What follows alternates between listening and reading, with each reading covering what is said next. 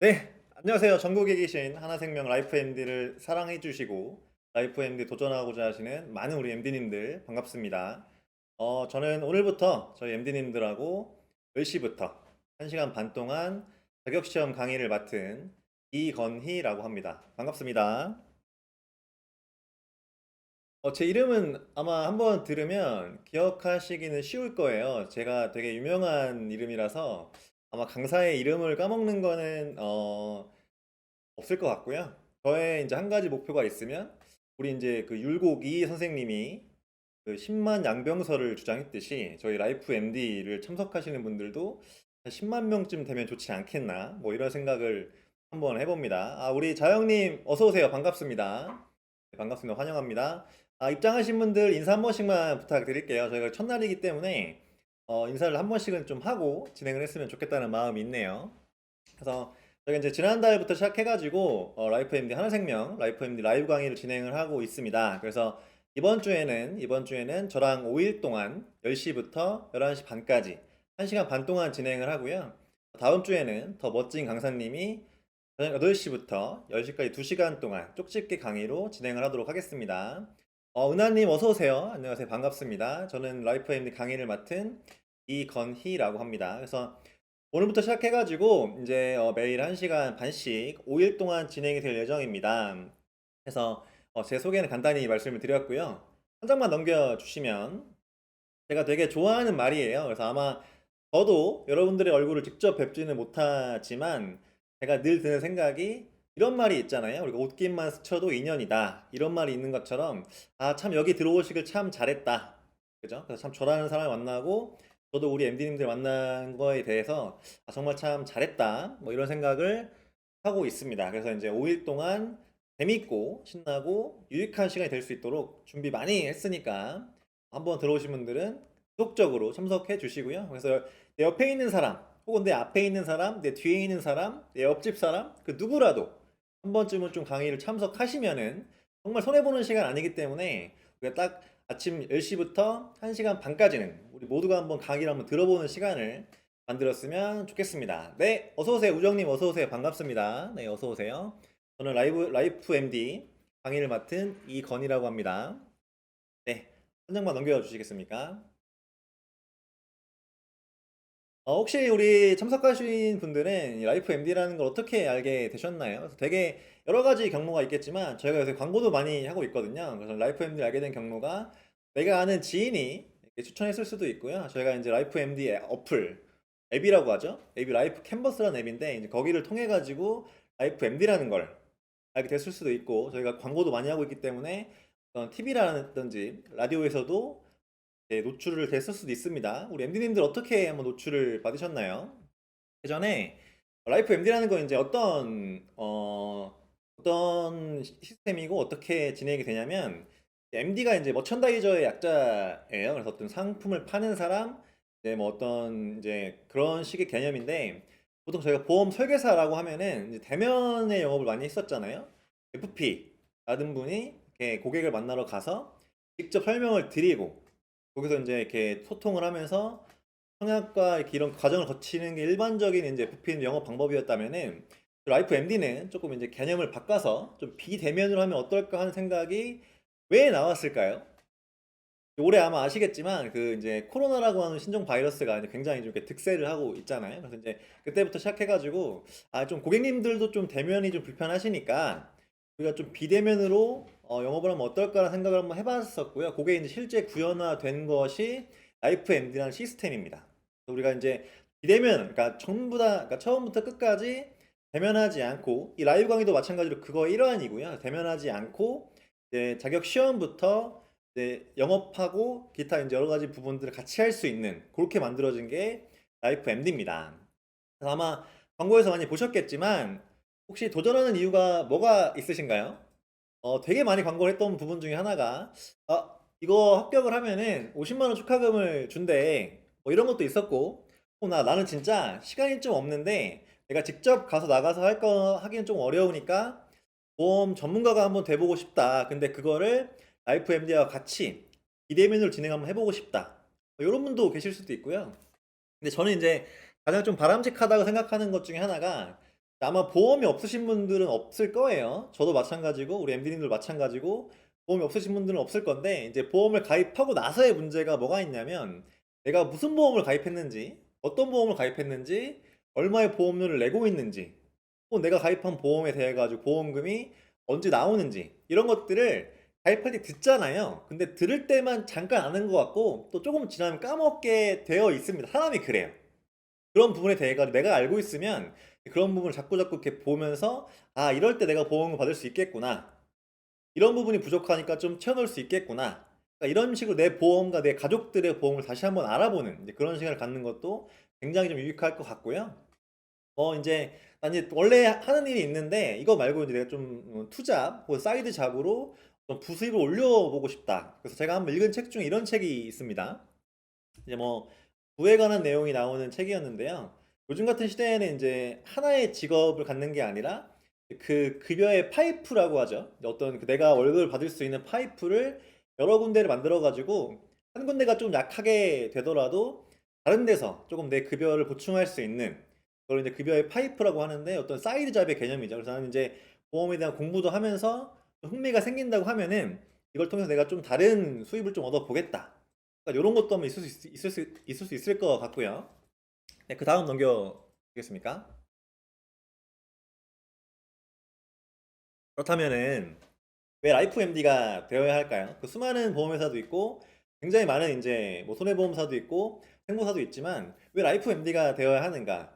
첫 번째 제가 말씀드리고 싶은 부분은 일단 시간이 많이 없다는 얘기죠. 내가 관심은 있고 어떤 배우고 싶은 열망은 있으나 직접 나가서 하기에는 좀 부담스럽고 뭔가 또 직접 나가서 하면은 뭔가 좀 강요할 것 같고 어떤 그런 부분에 대해 가지고 라이프 MD는 부담을 최소화하면서 저희 하나생명과 같이 갈 수 있다는 거. 요게 한번 첫 번째고요. 두 번째는 인제 제가 늘 말씀드리는 부분 중에 하나가 저희가 가족들이 4인 가족이 보통 한 1 0 0원 정도의 보험료를 냅니다. 그러면 보통 20년 납이라고 가정을 하면은 1 0 0원 곱하기 12년 12개월 곱하기 20년을 하면은 우리 4인 가족이 내는 총 보험료의 합계가 2억 4천만 원이라는 금액이 들어가요. 그럼 보통 집값 다음으로 많이 들어가는 게 이게 보험료의 개념이거든요. 근데 그 2억 4천만 원이나 큰 돈이 들어가는데 그게 어떻게 들어가는지 얼마만큼 들어가는지 혹은 내가 돈을 냈을 때 언제 받을 수 있는지 이런 것들에 대한 기본적인 좀 개념이 있으셔야지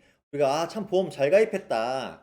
내가 이런 보험을 가입해 가지고 이럴 때 혜택을 좀 받았고 이렇게 좀 아 되게 좋은 적이 있었다.' 요렇게 가입을 해야 되는 거잖아요. 근데 막 보험을 가입했더니 막상 보험금도 안 나오고 막 손해만 본 것 같고 이러면 인제 안 되는 거니까 우리가 좀 그런 부분에 있어 가지고 내 보험을 한번 다시 한번 알아보고 그죠? 내 가족들 거 다시 한번 알아보고 근데 그게 좀 부담스러우니까 우리가 비대면으로 한번 라이브 강의로 혹은 인터넷 강의 VOD로 한번 같이 알아보자 요런 인제 취지가 되겠습니다. 네. 어서 오세요 사과트리님. 반갑습니다. 네 저는 라이프 MD 강의를 맡은 이건희라고 합니다. 반갑습니다. 네. 다음 페이지 보겠습니다. 그래서 인제 뭐 요새 TV에 굉장히 많은 프로들이 있습니다. 뭐 보험 사용 설명서부터 시작해 가지고 뭐 어떤 게 좋은 보험이고 어떤 게 나쁜 보험이고 물론 이제 굉장히 유익한 정보지만 저는 돈을 누가 내는 거예요? 보험료를 내가 내고 있잖아요. 그죠? 내가 내고 있기 때문에 그 보험료가 좋은지 안 좋은지를 판단하는 것도 내가 되어야 한다. 그래서 단순히 인제 뭐 TV만 보고 라디오만 듣고 신문만 보고 뭔가 좀 이렇게 하는 게 아니라 내가 내 걸 살펴보고 내가 한 달에 보험료가 얼마 들어가는지 나가는 돈이 얼만지 새는 돈이 얼만지 요런 게 이제 한번 알아보는 시간을 갖는 시간이라고 생각하시면 되겠습니다. 네 다음 보겠습니다.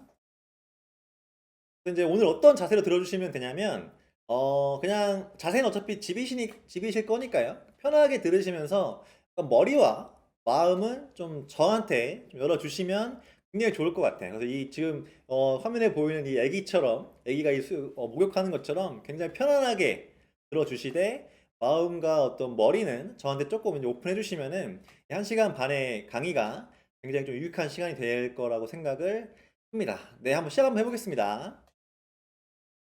일단 이게 어떻게 생각하시면 되냐면요. 일단 하나의 기본적인 자격 시험이니까 어떤 자격을 위한 시험이겠죠. 우리가 운전면허랑 한번 비교를 해 보면 기본적으로 운전에 세 가지 단계가 있습니다. 첫 번째가 필기 시험을 보고 두 번째가 기능 시험을 보고 세 번째가 도로 주행을 보는 게 일반적인 절차죠. 저희 생명보험 시험도 똑같습니다. 기본적으로 자격을 얻기 위한 시험을 봐야 되는데 파트가 네 가지로 나뉘고 있어요. 파트 1, 파트 2, 파트 3, 파트 4 이렇게 해서 각 10문제씩 40문제입니다.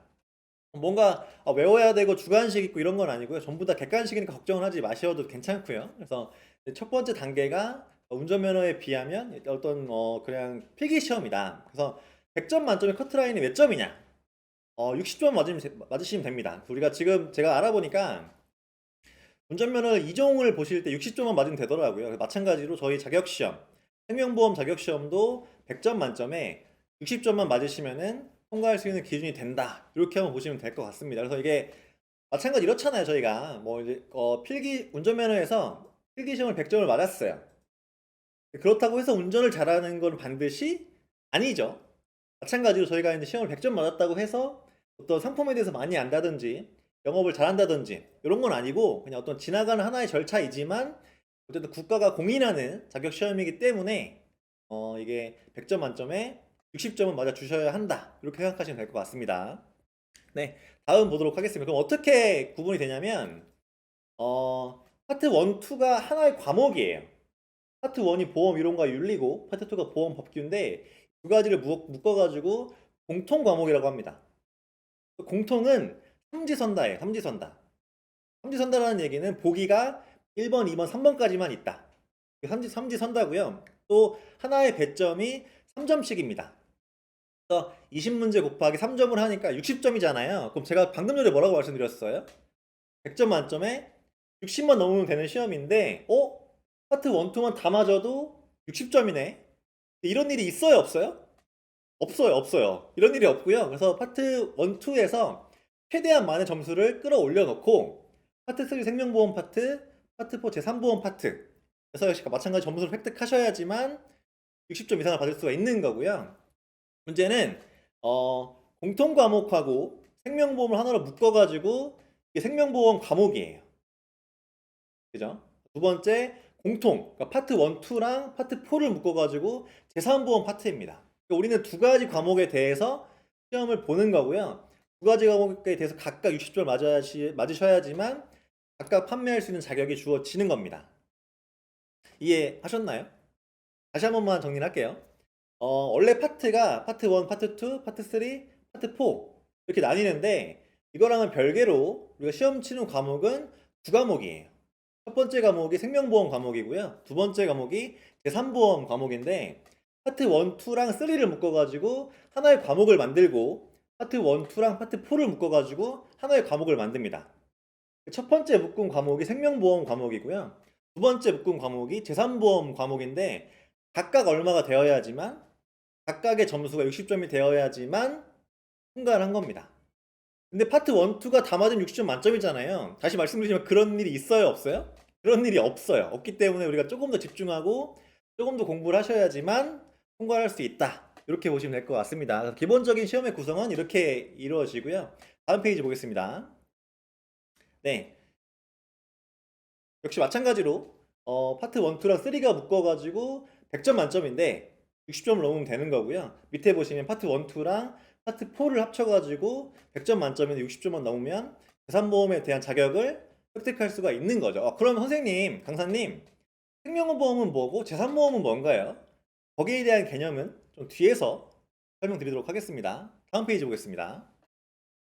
네, 그래서 시험 100점 만점 시험이지만 100점을 안 맞아도 된다는 거 이게 제일 중요하고요. 두 번째, 시험은 40문제 전체 객관식인데 그러니까 엄청난 암기가 필요한 건 아닌 거겠죠. 뭐 적당히 찍어서 맞을 수도 있는 거고 그렇다고 물론 엄청나게 운에 또 기대면 안 되는 부분이고요. 그래서 두 번째 가장 중요한 부분이 내가 쭉 책을 읽거나 저의 내용을 따라왔을 때 눈으로 그렇지 이거 설명했었지 이건 이런 내용이었지 이 정도의 암기는 필요하다는 거 말씀 먼저 드립니다. 세 번째, 문제를 잘 읽으셔야 돼요. 학창 시절부터 뭐라 그래 선생님들이? 내가 한번 체크를 했어요. 고치라고 해요? 고치지 말라고 해요? 설사 내가 체크한 부분에 대해 가지고 의심이 있더라도 고치면 된다 안 된다? 고치면 안 되고요. 그 전에 들어가야 되는 게 문제를 잘 읽으셔야 됩니다. 그래서 문제에 들어가는 내용이 반드시 꼭, 무조건 이런 표현들이 있다면 오답일 확률이 굉장히 높아지는 부분이겠죠. 하고 파트 3에 가장 많이 집중을 해주셔야 되고요. 그 다음 집중해야 될 부분이 파트 4 부분입니다. 마지막으로 저랑 5일 동안은 저랑 이제 강의만 이렇게 진행을 하지만 그 다음 주에 강의하시는 분은 솔직히 강의 플러스 문제풀이를 하실 거예요. 그럼 그때 이제 문제를 풀면서 총 정리가 되는 거니까 기본적인 개념을 가져가시면서 문제풀이에 대한 부분도 반드시 놓치면 안 되겠다라는 거 5가지만 잘 지켜주시면 우리가 시험은 다 합격하시는데 문제가 없습니다. 왜?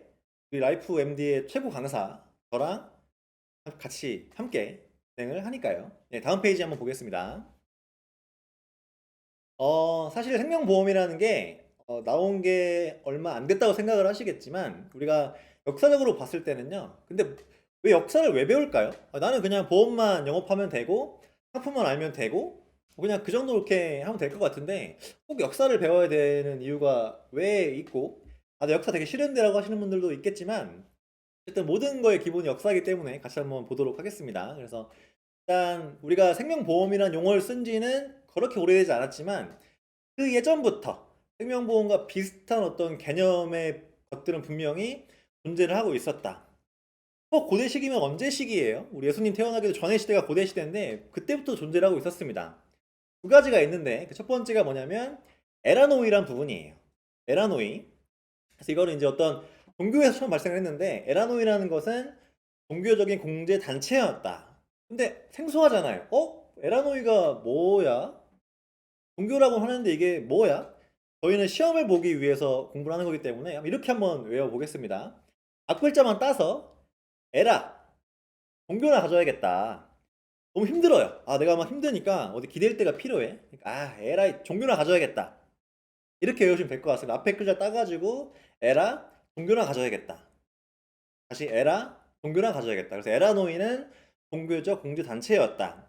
그 밑에 거 보시면 이제 콜레기아라고 있어요. 콜레기아 설명을 보시면 상호 구조 조합이었다. 이런 얘기가 있는데 제 얘기를 잠깐 하면은 제가 되게 친한 친구가 있었는데 그 친한 친구의 이름이 상호라는 친구예요. 상호. 상호라는 친구였는데 그 친구가 되게 어렵게 자랐습니다. 되게 밥을 못 먹으니까 삐쩍 마를 거 아니에요? 그리고 삐쩍 마른 사람을 뭐라 그래요? 기아 같다 표현하잖아요. 그죠? 그래서 우리가 저 강사님의 친구 상호가 있는데 그 상호라는 친구 못 먹어가지고 기아였다. 상호 기아. 그래서 상호 콜레 기아. 이렇게 그냥 어거지 같지만 이렇게 외우시면 편할 것 같아요. 문제가 뭐라고 나오냐면은 이렇게 나옵니다. 에라노이는 로마 제정시대의 상호 구조 조합이었다. 맞아요, 틀려요? 아니죠. 에라노이는 뭐라고요? 에라이 종교나 가져야겠다. 그래서 에라노이는 종교적 단체고요. 콜레기아. 저 강사의 친구가 상호인데 상호를 못 먹어가지고 기아였다. 그래서 콜레기아는 상호 구조 조합이다. 이렇게만 외우시면 될 것 같습니다. 그래서 아마 이 문제 크로스로 많이 나와요. 에라노이를 설명해놓고 콜레기아에 대한 걸 많이 나오고요. 콜레기아를 써놓고 종교단체다. 이렇게 많이 나오니까 헷갈리시지 않게 앞글자를 따서 외우시면 될 것 같아요. 다음 페이지 보겠습니다. 네, 중세로 넘어왔어요. 금방 넘어왔네요. 중세에는 역시 마찬가지로 두 가지 개념이 있는데 첫 번째가 길드라는 개념이었고요. 한번 다른 게 폰틴 연금이라는 개념이었습니다. 길드부터 볼게요. 혹시 그 게임 하시는 분들 있으신가요? 이제 그 막 RPG 게임 보면은 거기 안에 길드라고 이렇게 있어요. 길드가 이제 뭐 저희가 사회생활로 따지면 동호회 뭐 이런 개념인데 길드가 뭐였냐면은 처음에는 그 선박 항해하시는 분들이 이제 운전하다가 손해를 많이 보잖아요. 근데 배가 엄청 크죠. 큰 배의 손해액을 혼자 메꾸는 게 너무 힘든 거예요. 그러다 보니까 이제 같이 배를 운행하는 사람들끼리, 그러니까 지금 따지면 선장님들이죠. 선장님들끼리 모여가지고 야 우리 평소에 돈을 좀 이렇게 내고 누가 이렇게 사고가 나면은 그 사람한테 좀 이렇게 도움을 주자. 이렇게 해서 만들어진 게 길드예요. 누가 만들었다고요? 선장님들. 항해를 할 때, 네네. 선장님들이 만든 게 길드다. 두 번째, 폰틴연금. 이거는 헷갈리시면 안 되는 게 이탈리아 은행가인 톤티가 만들었는데 적용된 건 프랑스에서 적용이 된 거예요. 그죠? 국가에 내가 어떤 돈 많은 사람들이 국가에 돈을 빌려줘요. 국가에서는 그 돈 많은 사람들에 대해서 종신연금을 지급하는, 그러니까 지금의 종신연금의 시초가 되는 게 톤틴연금이다. 그래서 이 톤틴연금은 회사의 이익이 아니라 국가의 어떤 자금 융통을 위해 만들어졌다. 이렇게 이해하시면 되겠습니다. 문제가 잘 나와요. 어떻게 나오냐면은 톤틴연금은 회사의 이익을 위해 만들어진 제도다. 이건 아닌 거겠죠. 네, 다음 페이지 보겠습니다. 네, 근데 제가 근대에 들어와서 5가지의 연도를 쭉 써놨는데 한 가지만 기억하시면 될 것 같아요. 우리가 늘 제일 중요한 게 뭐예요? 최초, 처음. 이게 중요하잖아요. 처음 시작한 게 누구냐면은 섬나라 영국이에요. 연도 외우실 필요 있다 없다? 연도는 외우실 필요가 없습니다. 다만 그냥 1762년에 영국이 세계 최초로 어떤 생명보험 회사를 만들었는데 그 생명보험 회사의 이름이 에퀴타블 회사다. 여기까지만. 뭐라고요? 최초의 회사가 영국인데 그 회사 이름이 뭐다? 에퀴타블이다. 이렇게 보시면 되겠습니다. 다음 페이지 보겠습니다. 네, 그럼 이제 외국 거를 봤으니까 우리나라 거를 봐야겠죠. 역시 마찬가지로 옛날부터 한번 가보겠습니다. 우리나라에도 2가지가 있었어요. 개와 보가 있었습니다. 역시 마찬가지로 쉽게 외워볼게요. 개라는 게 사만시대에 발생한 거니까 앞 글자만 따서 삼계탕이다. 사만시대 개, 삼계탕 이렇게 외우시면 되고요. 뭐 신라시대 때 만들어진 게 보인데 보신탕. 그래서 보는 신라시대. 앞 글자만 따가지고 보신탕 이렇게만 기억하시면 될 것 같아요. 기억하라는 게 2가지 있었습니다. 그죠? 에라노이, 콜레기아. 에라의 종교나 가져야지. 콜레기아, 상호가 기아였다. 우리나라로 넘어와서 2가지가 있는데 개랑 보가 있습니다. 그죠? 개는 삼계탕, 사만시대. 보는 보신탕, 신라시대. 이렇게 기억하시면 아주 좋겠습니다. 다음 페이지 보겠습니다. 네, 그래서 이제 사람들이 나오면 헷갈리잖아요. 그래서 사람들을 외우는 방법을 조금 소개를 하고 가도록 하겠습니다. 그래서 가장 기본적인 보험의 어떤 보험을 딱 한 문장으로 정리하면은 마네스가 얘기한 문장이 딱 한 문장으로 정리하는 문장이에요. 그래서 1위는 모두를 위하여, 모두는 한 명을 위하여. 이게 이제 가장 잘 표현한 얘기고요. 밑에 보시면 3가지가 나옵니다. 그죠? 일단 파스칼 볼게요. 파스칼이 뭘 만든 사람이냐면 어떤 생존율을 만든 사람이에요. 생존율. 얼마나 살아있냐. 또 앞글자만 따볼게요. 생파. 생파가 뭐예요? 우리 애들 많이 하는 거. 생일 파티가 생파잖아요. 근데 우리는 생일 파티가 아니라 생존율은 파스칼. 생파다. 생존율은 파스칼. 생일 파티가 아니라 생존율은 파스칼. 이렇게 보시면 되고, 2번째 거 보시면 생존율이 아니라 사망표라고요. 사망표. 누가 만들었어요? 헨리라고 되어 있는데 이거 외국 표현이고요. 이제 우리가 흔히 읽으면 할례라 할례. 할례라고 읽거든요. 그럼 나도 사망할래. 아니 뭐 죽고 싶다는 얘기는 아니고 우리가 조금 쉽게 기억을 한번 해보자는 취지니까 오해는 하지 마시고요. 어떻게 외우자고요? 사망할래. 그래서 생파. 생존율은 파스칼. 할래. 사망할래. 사망표는 할래. 3번째 보이시는 거 보고 계시는 거는 폰틴 연금인데 다시 말씀드리지만 이탈리아 은행가가 만들어 가지고 어디에가 썼다고요? 프랑스. 이탈리아가 그 은행가가 만들었지만 이탈리아 국가에 적용된 게 아니고 프랑스에 가서 적용을 했다. 폰틴 연금이 지금 종신연금의 시초다. 국가를 위해서 만든 거지 회사의 이익을 위해서 만든 게 아니다. 이렇게만 기억하시면 매우 좋을 것 같아요. 네, 다음 페이지 보겠습니다.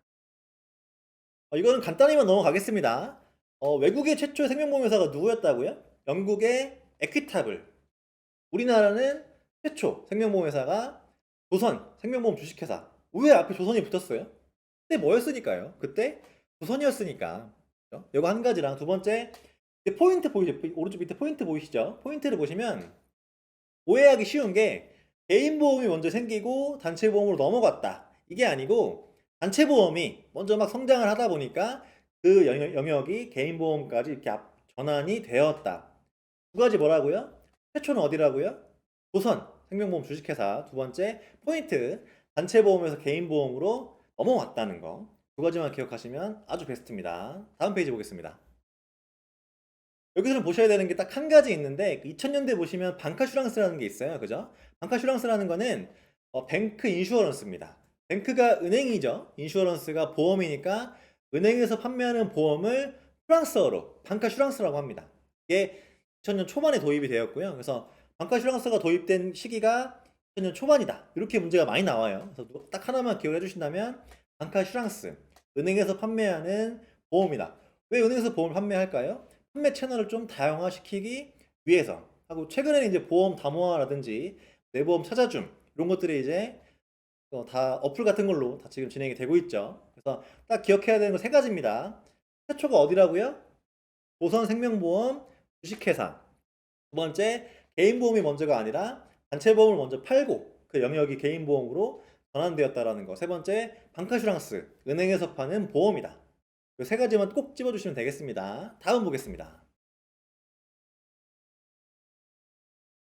네, 생명보험의 기능이에요. 이제 역사는 다 끝났고 생명보험에 대해서 좀 간단히 알아볼 건데 이제 두 가지가 있습니다. 그죠? 사회보험이 있고 민영보험이 있어요. 민영보험이라는 거는 저희 보험사가 취급하는 걸 민영보험이라고 하고요. 사회보험은 뭘 사회보험이라고 얘기할까요? 저희가 흔히 얘기하는 4대 보험. 뭐가 있어요, 4대 보험이? 고용보험, 산재보험, 국민연금, 건강보험. 이 네 가지를 묶어서 뭐라고 한다고요? 사회보험이라고 하는데 누가 이거를 출시하는 건가요? 민영보험은 보험사가 하는 거고 사회보험은 국가에서 하는 거죠. 뭘 떠올리면 되냐면 사회보험 나왔다. 국민연금. 내가 얼마를 내고 60세 이후에 65세 이후에 얼마를 받는 거. 단 누가 한다? 국가가 하는데 내용을 보겠습니다. 직장인들은요. 뭐 사업과도 마찬가지고 의무 가입하게 되어 있어요. 가입을 안 하면 통지서가 날라옵니다. 심지어 가입 안 했을 때는 불이익까지 받을 수 있으니까 의무적으로 가입을 해야 되는 게 국민연금이고요. 두 번째는 법률로 규정되어 있어요. 소득이 얼마인 사람은 한 달 보험료 얼마 내야 되고 얼마인 사람은 얼마 내야 되고 딱딱 규정이 되어 있습니다. 근데 민영보험은 그런 게 있나요? 내가 100만 원 가입하고 싶으면 100만 원 가입하는 거고요. 5만 원짜리 하고 싶으면 5만 원 가입하는 거고 선택을 개인이 하는 거죠. 근데 국민연금 같은 경우에 선택을 개인이 하는 게 아니고 국가에서 정해져 있다. 이렇게 보시면 될 것 같고 보장 수준은 엄청 풍족하고 뭐 적정하게 보장되는 게 아니라 최저 생계를 보장하거나 또는 건강보험처럼 의료 보장해주는 단계가 국민연금, 사회보험이고요. 운영 주체 역시 마찬가지로 정부가 한다는 거. 그래서 운영 취지라는 거는 사회적 형평성에 맞게 진행을 한다. 개인의 어떤 그런 개성을 존중해주는 게 아니고 형평성에 맞게 진행을 한다는 걸 기억해 주시면 되겠습니다. 그에 반해서 민영보험은 이미 가입. 내가 선택하는 거니까 가입을 해도 되고 안 해도 되고. 그죠? 급여 같은 경우에는 계약에 의해서 결정이 되는 거고요. 보장 수준. 내가 100만 원 내면은 100만 원 정도의 보장을 받을 거고요. 5만 원 내면 5만 원 수준의 보장을 받을 거고요. 내가 낸 보험료에 따라 가지고 그 수준이 달라진다는 거. 운영 주체는 사보험사, 민간이 한다. 마지막 취지는 개인별 적정성. 딱 이제 아시겠죠? 사회보험은 국가가 하기 때문에 의무적이고 법률로 규정이 되어 있고 최저만 보장해주고 형평성을 따진다. 민영보험은 내가 선택하는 거기 때문에 임의로 가입하고 그냥 내가 계약에 의해서 내가 내는 만큼 보장을 받는다. 이렇게 보시면 되겠습니다. 다음 보겠습니다. 네, 지금 벌써 이제 10시 반이네요. 시작한 지 30분 됐으니까 공지사항 하나 진행하도록 하겠습니다. 오늘 이제 지금 참여해주신 분이 한 꽤 이제 20분 정도 되는데 오늘은 제가 첫 시간이기 때문에 오늘 참여 오신다고, 그러니까 오신 지금 참석하신 분들은 제가 이제 제 어떤 권한으로 커피 쿠폰을 제가 발송해드리도록 하겠습니다. 그러니까 그 채팅창에 성함하고 휴대폰번호 뒷자리 네 자리를 남겨주시면 저희가 다 오늘은 조건 없이 전부 다 드릴 테니까 그 채팅창에 성함하고 휴대전화 뒷자리 남겨주시면 저희가 전원 다 커피 쿠폰 지급하도록 하겠습니다. 제가 이따 한 번 더 안내 드리겠지만 일단 지금 오신 분들은 지금 남겨주시고요. 다시 한번 이따 제가 안내하도록 하겠습니다. 그래서 성함하고 뒷자리 남겨주시면 저희가 기프티콘으로 발송해드린다는 거 다시 한번 말씀드립니다. 네, 내용을 다시 한번 보도록 하겠습니다. 그래서 사회보장제도, 사회보장제도니까 국가가 시행을 하는 거겠죠. 국가가 시행하는 또 사회보장제도가 세 가지가 있습니다. 저희가 조금 전에 했던 게 사회보험이에요. 우리가 흔히 표현하는 4대 보험, 그게 뭐냐면 국민연금, 건강보험, 산재보험, 고용보험. 그래서 사회보험은 뒤에 뭐가 들어가나요? 보험이 들어가죠. 문제가 어떻게 나오겠어요? 다음 중 사회보험이 아닌 것은 1번 국민연금, 2번 국민건강, 3번 기초생활보장. 정답이 뭐겠어요? 3번이 정답이겠죠. 그죠? 뒤에 보험자가 붙으면 사회보험이니까요. 두 번째가 공공부조입니다. 우리가 이제 장례식장 가면 뭐를 해요? 부조를 하잖아요. 근데 그 기본적인 개념이 어려운 사람을 도와주는 게 부조라고 하죠. 그래서 기초생활보장. 어려우신 분들을 도와주는 기초생활보장이고요. 의료급여. 필요밖에 어려우신 분들을 도와드리는 게 의료급여인데 그 이 두 가지는 공공부조에 들어간다. 마지막 사회 서비스를 보시면 노인복지, 장애인복지, 아동복지, 가정복지. 제가 어디에 힘을 줘서 말씀드렸나요? 그죠? 뒤에 붙어 있는 복지라는 글씨가 있어요. 그죠? 복지라는 글씨가 있고 힘주어 말씀드린 거. 사회 서비스에는 이게 복지가 붙습니다. 그럼 간단히 정리가 되시겠죠? 사회보험에는 보험자가 붙고 사회 서비스에는 복지자가 붙으니까 둘 다 안 붙은 게 뭐다? 공공부조겠네요. 그죠? 다시 사회보험엔 뒤에 보험자가 붙고 서비스에는 복지자가 붙는데 둘 다 안 붙은 게 공공부조다. 이렇게 기억하시면 매우 퍼펙트합니다. 밑에 보시면 자산의 특성은 단기자금. 보통 몇 년 납을 많이 하시나요? 뭐 10년 납, 15년 납, 20년 납.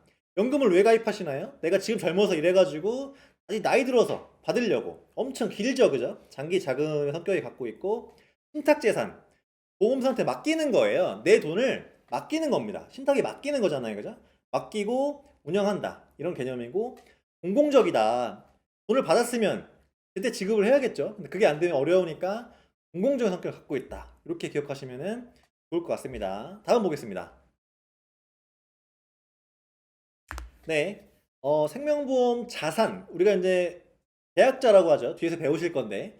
보험을 가입하시는 분들이 보험료를 냅니다. 한 명이 아니라 100만 명, 500만 명 쌓여 있겠죠. 그러면 모아드리는 보험료도 단위가 크겠죠. 몇백억, 몇천억 될 거 아니에요. 그럼 그거를 어떻게 우리가 보험회사에서 운용을 해야 되는가? 첫 번째, 안정적으로 해야겠죠. 보험을 왜 가입하시나요?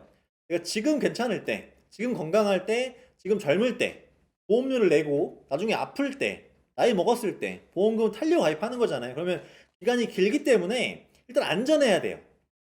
첫 번째, 그 받은 보험료를 운영할 때 안정적으로 해야 된다. 안정적으로 했는데 혹시 중간중간 궁금한 사항이 있으시거나 뭔가 좀 궁금한 게 있으시면은 그 댓글로 남겨주시면은 제가 보고 답변해 드리도록 하겠습니다. 그러려고 라이브를 하는 거잖아요. 그래서 뭐 저에 대한 것도 좋고요. 뭐 내용 관한 거 다 좋습니다. 회사에 관한 거, 라이프 MD에 관한 거, 뭐 강사에 관한 거, 내용에 관한 거 다 좋습니다. 다 좋으니까 궁금하신 게 있으면 남겨주시면은 제가 답변을 드리도록 하겠습니다.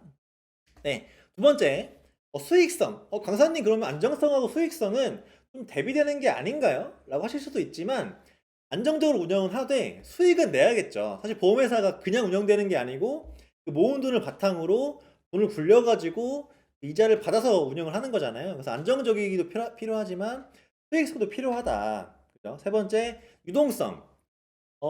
이런 게 있어요. 만약에 모든 보험을 가입하신 분들이 동시에 보험금을 청구했을 때 그 보험금을 동시에 지급하더라도 회사가 멀쩡해야겠죠.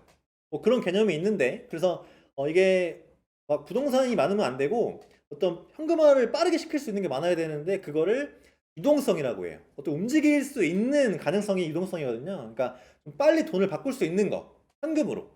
이게 되게 중요합니다. 마지막으로 공익성. 그래서 뭐 이제 국가 경제 발전될 수 있도록 공익성을 키워야 된다 이런 얘기고요. 그래서 우리가 외울 때 뭐라고 외우면 되겠어요? 안수유공. 안수유공. 뭐라고요? 안수유공. 안정성, 수익성, 유동성, 공익성. 이렇게 문제가 나오겠네요. 다음 중 생명보험 자산의 운영 원칙이 아닌 것은 1번 안정성, 2번 수익성, 3번 비유동성. 정답이 뭐겠어요? 자산은 유동적이어야 된다. 비유동성이 정답이 아니겠죠. 이렇게 보시면 되는데 자산의 어떤 구조가 한 가지 더 부동산의 비중이 제일 낮습니다. 가끔 문제 이렇게 나올 때가 있어요. 생명보험 자산의 비중은 부동산이 가장 높다. 당연히 틀린 얘기고 가장 높은 비율을 차지하는 것은 유가증권이다. 왜? 빠르게 현금화를 시켜야 하니까. 그게 뭐라고요? 유동성. 다음 보겠습니다. 네, 여긴 좀 간단히 넘어갈게요. 문제 잘 나오는 게 뭐냐면 고령화에 대한 질문이 잘 나옵니다. 그래서 우리가 기억해 주셔야 되는 건 빨간색 박스 친 세 부분이에요. 그래서 고령화 사회. 화가 뭐예요? 되어가고 있다. 고령이니까 사회가 나이 들어가고 있다. 라고 하는 비율이 7%. 전체 인구 중에 노인 인구가 차지하는 비율이 7%가 넘어가면은 고령화, 늙어가고 있다. 라고 보시면 되고 고령사회. 이미 나이가 먹었어요. 그게 뭐냐면 14%. 고령사회. 나이가 너무 먹었어. 그게 20%인데 기억을 어떻게 하지? 자, 럭키 세븐 7이죠. 곱하기 2 하면 14예요. 곱하기 3을 해봤더니 3이 안 돼요. 21이 아니잖아요. 그러니까 3은 해가지고 1만 빼자고요. 7, 14, 20 이렇게. 그래서 고령화 사회 7%, 고령 사회 14%, 소고령 사회 20%. 문제가 이렇게 나옵니다. 다음 문제 나오고 고령 사회는 20% 이상을 얘기한다. 아니죠. 고령 사회는 14% 이상을 얘기하는 거니까 초고령 사회가 20%를 얘기하는 거고요. 그죠? 그래서 세 가지만 기억하시면 될 것 같습니다. 다음 보겠습니다. 네, 이거는 뭐 간단한 얘기, 우리가 다 아는 얘기입니다. 왜 생명보험을 필요로 하게 됐을까? 일단 오래 살게 됐고 재해가 많아졌고 성인병이 많아졌어요. 잘 먹잖아요, 그죠? 하고 막 신종 또 질병이 나오기 시작하고 오래 살기 시작하고, 두 번째로는 요새 그 1인 가구가 굉장히 많이 늘어났다고, 저도 1인 가구인데 늘어났다고 하죠. 그러니까 이제 어떤 내가 벌어가지고 내가 다 먹고 살아야 되는, 옛날에는 과거에는요 애기들 몇 명, 자녀를 몇 명씩 낳아요? 뭐 대여섯 명씩 낳으니까 그중에 뭐 십시일반 하건지 아니면 그중에 한 명이 이렇게 부양을 하는 구조였다면 지금은 애기도 안 낳죠. 뭐 결혼도 안 하죠. 그러니까 내가 먹고 살아야 돼, 혼자. 그러다 보니까 준비를 잘 해야 된다. 뭐 이런 개념입니다. 다음 보겠습니다. 네, 이건 이제 재무 설계를 왜 해야 되나 이런 내용인데 다 아시는 내용일 거예요. 재테크라는 거는요, 단순히 그냥 돈을 모으는 방법, 기술 뭐 이런 걸 재테크라고 하는 거고요. 재무 설계는 전 이렇게 표현합니다. 필요한 시기에 필요한 만큼 준비가 되어 있을 수 하는 게 재무 설계다. 자녀가 대학을 갈 나이가 되었어요. 근데 뻔히 다 알잖아요. 지금 10살인데 10년 뒤인 20살에 대학을 가. 대학을 가면은 등록금도 들어가고 뭐도 들어가고 들어가겠네. 내가 그럼 10년 전부터 준비를 하게 만드는 게 재무 설계예요. 대학에 갔어요. 10년 뒤 결혼을 할 거 아니에요. 근데 뭐 부모님 마음에 결혼할 때 뭐라도 해주고 싶은 게 부모님 마음 또 아니겠습니까? 근데 그때 목돈을 들어가면 힘드니까 어떤 준비를 잘 해가지고 그러니까 지금부터 돈을 조금 조금씩 모아서 그 아들이 결혼할 때, 딸이 결혼할 때 내가 돈을 줄 수 있는, 안 줘도 됩니다. 안 줘도 되죠. 근데 이제 그렇게 준비할 수 있게 하는 게 재무설계다. 그러니까 필요할 때 필요한 만큼 있게 하는 게 재무설계다. 이렇게 보시면 될 것 같아요. 그래서 밑에 거 보시면 내가 돈을 버는 시기랑 쓰는 시기가 맞지 않아요. 맞지 않기 때문에 맞추는 작업이 필요합니다. 소비 지출의 흐름은, 돈을 쓰는 거는 소득보다 완만하게 변화해요. 크게 변하지 않죠. 내가 4, 50대에는 돈이 더 많이 들어와요. 그게 잉여 소득이 발생을 하는 건데 그 잉여 소득을 어떻게 저축하고 준비할 것인가. 이게 이제 재무설계의 기본이다 라고 보시면 되겠습니다. 다음 보겠습니다. 네, 뭐 이건 간단히 볼게요. 리스크, 내가 뭐 이제 아프거나 다치거나 이런 거를 대비하기 위해서고요. 두 번째는 세상이 너무 빠르게 변합니다. 지금도 벌써 뭐라 그래요? 포스트 코로나 이런 얘기 많이 하잖아요. 그러니까 너무 빠르게 변하는 걸 대응하기 위해서 준비를 해야 된다. 이렇게 보시면 될 것 같아요. 다음 보겠습니다.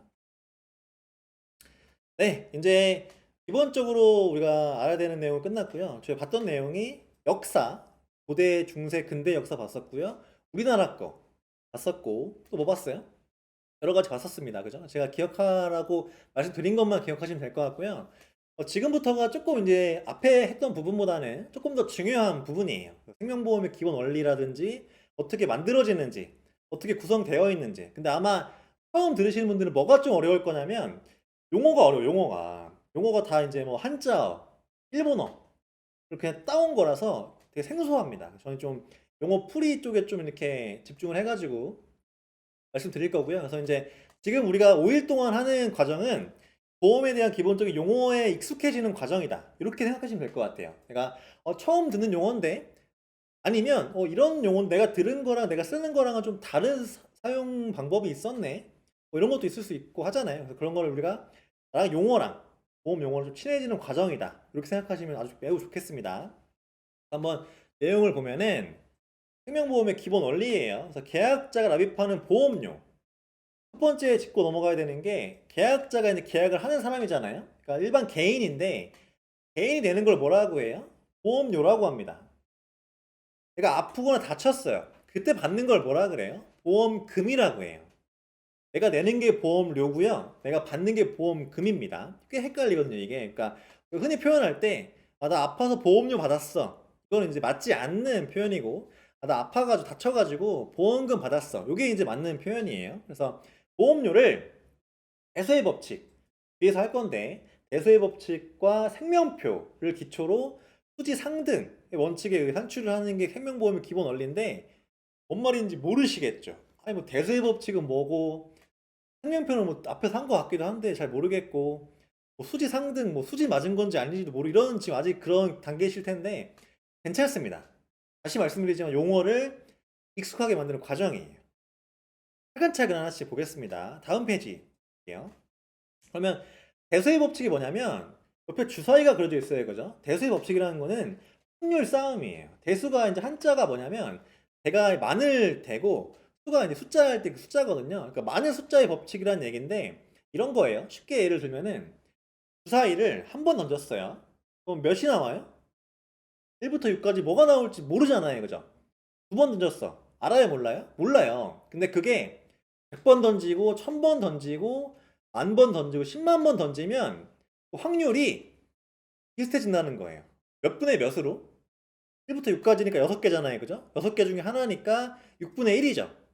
한 번 던지면 몰라요. 근데 그 확률이 한 번이 아니라 10만 번, 100만 번 쌓이면 6분의 1로 거의 똑같아진다. 이게 대수의 법칙이에요. 세 번째 보시면 뭐라고 써있냐면은 다수의 가입자로 구성된 동일한 성질의 위험입니다. 문제 잘 나와요. 여기 뭐라고 나오냐면 다수의 가입자로 구성된 다른 성질의 위험 이렇게 많이 나오거든요. 근데 이거는 딱 보자마자 아 이거 정답이 아니네 골라낼 수 있어야 합니다. 그래서 다수의 가입자로 구성된 동일한 성질의 위험을 묶어가지고 위험률 산출을 합니다. 그게 대수의 법칙이에요. 그래서 이제 대기업이 좋은 게 가입자 수가 많잖아요. 그죠? 많으니까 조금 더 안정적으로 발생 확률을 계산할 수 있겠죠. 그러니까 보험료가 조금 낮거나 안정적일 수 있는 부분이고 대수의 법칙이라는 거는 확률 싸움이다. 그래서 사람이 많아지면은 확률이 똑같아진다. 요 개념이에요. 이건 반드시 알아두셔야 됩니다. 다음 보겠습니다. 어, 네. 수지 상등의 원칙입니다. 그 이제 수지 상등이라는 거는 우리가 수지 맞는다고 하잖아요. 그죠? 수지 맞는다는 얘기는 내가 돈이 왔다 갔다 한다는 얘기인데 상등 서로 같다는 얘기예요. 그 말이 무슨 말이냐면은 보험료를 내가 총 내는 계약자가 총 내는 보험료랑 보험회사가 지급하는 총 보험금이 같아야 된다는 얘기입니다. 이해하시겠죠? 다음 넘어가도록 하겠습니다. 네, 간단히 볼게요. 그러니까 우리가 이제 세 가지를 보고 있는 건데 대수의 법칙, 수지 상등의 법칙, 마지막으로 볼 게 사망률과 생명표입니다. 사망률이라는 거는 1년간의 사망자 수를 연초에 남아있는 사람으로 나눈 건데 공식까지 외우실 필요 없고요. 사망률이라는 게 있고 생명표라는 게 있어요. 근데 여기서 기억해 주셔야 되는 거는 생명표에 대한 부분입니다. 생명표는 다시 두 가지로 나눠져 있는 거죠. 국민생명표가 있고 경험 생명표가 있는데 국민생명표는 지금 잘 쓰지 않아요. 국민생명표는 특정 지역의 인구를 대상으로 하는 거고요. 경험생명표는 생명보험 회사가 어떤 그동안에 쌓여있는 축적된 자료를 가지고 만들어 놓은 게 경험 생명표입니다. 그러니까 이름 자체가 뭐예요? 경험적으로 생명표를 만들어 놓은 거죠. 그래서 2019년 4월부터는 9회를 쓰고 있다. 딱 세 가지 기억하시면 되는 겁니다. 대소의 법칙, 확률 싸움이고 수지 상등, 같아야 한다. 뭐가? 보험료랑 지급하는 보험금이랑. 세 번째, 생명표가 사용되고 있는데 생명표 중에서도 경험 생명표가 사용되고 있고 지금은 9회, 9회 생명표 사용하고 있다. 세 가지 기억을 꼭 부탁드릴게요. 다음 보겠습니다. 네, 중요합니다. 중요합니다. 자, 보험계약 관계자. 어떤 관계자가 있냐면 네 가지예요. 계약자. 계약자가 뭐예요? 보험료 내는 사람. 쉽게 말하면 돈 내는 사람이에요. 돈 내는 사람. 제일 중요한 사람이겠죠. 두 번째, 피보험자.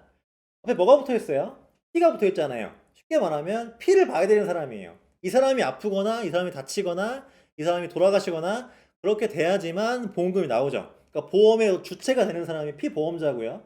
수익자. 보험 사고가 발생했을 때 보험금이 지급되는 사람인 거죠. 보험회사는 보험자라고도 하는데 보험을 계약 받는 주체가 되겠습니다. 그래서 계약자, 피보험자, 수익자 밑에 보시면 여러 명도 가능하고요. 뭐 자격도 제한이 없습니다. 이거 가능할까요? 엄마가 계약자, 피보험자도 엄마, 수익자도 엄마다. 엄마가 돈 내고 엄마가 아플 때 엄마가 받는 거예요. 이해하셨죠? 다음 보도록 하겠습니다. 네, 생명보험 계약의 내용인데 보험 기간이라는 용어가 있어요. 보험 기간. 보험 기간은 뭐라고 하냐면 위험 기간이라고도 하고 책임 기간이라고도 합니다. 근데 보장 기간이라고는 하지 않아요. 문제에 뭐라고 나오겠어요? 보험 기간은 보장 기간이라고도 표현한다. 이게 잘 나오겠죠. 근데 아니다. 보험 기간은 내가 위험을 받는 기간이고 위험 기간 책임 기간이라고 한다. 두 번째, 보험 사고. 보험 사고는요. 회사 입장에서 보험금이 나가야 되는 일이 생긴 거예요. 뭐가 있을까요? 뭐 질병, 재해, 사망, 만기, 중도 등등 보험금이 나갈 사유가 생긴 겁니다. 연금도 마찬가지예요. 연금도 보험 사고로 봐요. 왜? 보험금을 지급해야 되니까. 세 번째, 보험료 납입 기간. 보험료를 얼마 동안 낼 것인가. 그래서 원래는 한 1년에 한 번 내는 게 원칙인데 그렇게 안 내시죠. 보통 월납으로 내시는 건데 원칙은 뭐예요? 연납이 원칙이에요. 원칙은 기억하셔야겠죠. 지금 현장에서는 한 달에 한 번씩 내지만 원칙은 연납이다. 두 가지가 있는데 단기납이 있고 장기납이 있습니다. 단기납은 보험 기간보다 짧게 내는 거예요. 종신보험인데 10년 납이다. 이건 단기납이겠죠. 근데 전기납은 뭐냐면 종신보험인데 종신 동안 보험료를 낸다. 이게 이제 전기납입니다. 그죠? 그래서 이제 단기납이 있고 전기납이 있다. 보험 금액은 그냥 보험금이에요. 내가 받는 게 뭐라고요? 내가 받는 게 보험금이고요. 보험금 보험 금액이라고도 하고요. 내가 내는 게 보험료입니다. 그래서 계약자가 내는 게 보험료, 내가 수익자가 받는 게 보험금. 이런 개념을 보시면 될 것 같아요. 다음 보겠습니다. 네, 배당이라고 있어요. 아마 그 홈쇼핑에서 이런 거 보셨을 거예요. 무배당, 아니면 혹은 그 위에 보시면 괄호치고 무 써 있잖아요. 그건 이제 무배당이란 얘기예요. 무니까 배당이 있는 거겠어요? 없는 거겠어요? 뭐가 없을 무자니까 배당이 없는 거겠네요. 지금은 유배당 상품이 거의 없어요. 요새는 다 무배당으로 나온다. 그래서 옛날에는 유배당을 어떻게 했냐? 밑에 보시면 세 가지 방법으로 지급을 했습니다. 첫 번째, 현금 지급. 배당이 생기면 현금으로 지급을 한 거예요. 우리가 주식하신 분들 아시겠지만 주식을 하면은 1년에 한 번씩 그 주식회사, 그러니까 내가 산 주식의 그 회사가 배당을 합니다. 현금으로 지급되거든요. 보험도 마찬가지로 유배당 상품 같은 경우 현금 지급 방법이 있었고요. 두 번째가 보험료 상계 방법. 상계가 뭐예요? 그땐 말로 그냥 또이또이. 배당금이 20만 원이 나와야 돼요. 내가 낼 보험료가 10만 원씩이었어요. 그럼 두 달치 보험료를 또이또이 시켜주는 거. 이게 상계라고 해요. 다시 배당이 20만 원 발생을 했습니다. 근데 보험료가 10만 원씩이었어요. 두 달치 보험료가 배당금으로 나온 거잖아요. 그럼 나는 두 달치 보험료를 내지 않아도 보험료 낸 것처럼 해준다. 이게 상계예요. 또이또이, 똔똔이. 세 번째는 보험금, 환급금, 지급시 가산해 주는 거. 내가 보험을 잘 이제 가입하고 있다가 나중에 중도 보험금을 받거나 만기 보험금 받을 때 그동안에 모았던 배당금을 같이 합쳐가지고 한 번에 받는 게 가산 지급 방식입니다. 이 세 가지는 좀 기억을 반드시 해주세요. 다음 보겠습니다. 그래서 이제 사실 배당을 이렇게 받는데 얼마를 받을지에 대해서 기재해 놓는 게 금지되어 있습니다. 그러니까 예를 들어서 뭐 종신보험을 가입하는데 이 종신보험을 가입한 사람은 5년 뒤에 100만 원의 배당을 받게 돼 있습니다라고 기재해 놓는 게 안 되게 돼 있어요. 원칙은 그런데 딱 한 가지 예외가 있습니다. 예외가 뭐라고요? 딱 한 가지 예외 보험은 유배당, 연금보험은 기억하세요. 연금보험은 직전 5개년도의 실적을 근거로 예시가 가능합니다. 뭐라고요? 연금보험은 5년 실적을 근거로 예시 가능하다.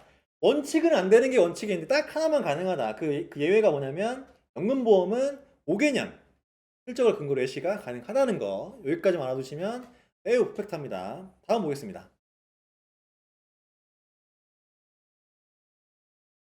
네, 보험 계약이 어떻게 체결되는지를 성립이라고 하는데 저희가 많이 헷갈리는 부분이 있어요. 그러니까 계약자가 막 서명을 하잖아요. 그죠? 그러니까 내가 이렇게 서명을 하면 딱 끝나는 거 아닌가 생각하시는데 우리가 물건 살 때 뭐라 그래요?